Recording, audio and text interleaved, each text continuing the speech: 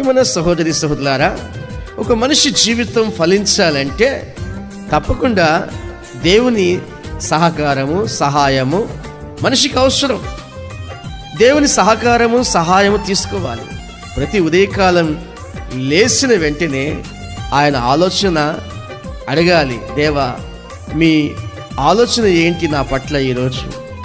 ఒక సలహా ఇవ్వండి అని దేవుని దగ్గర సలహా తీసుకోవాలి.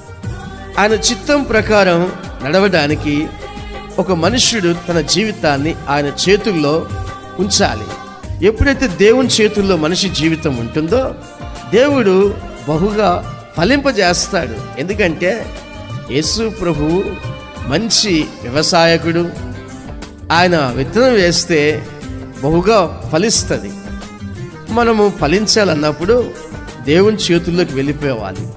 దేవుని చేతుల్లో ఉంటే దుష్టుడు మనిషిని ఆశించడు. ఎందుకంటే దేవుని చాటున నిలబడితేనే ఆ మనిషికి చాలా శక్తి వస్తుంది. మహోన్నతిని చాటున నివసించేవాడు సర్వశక్తిని విశ్రమించేవాడు.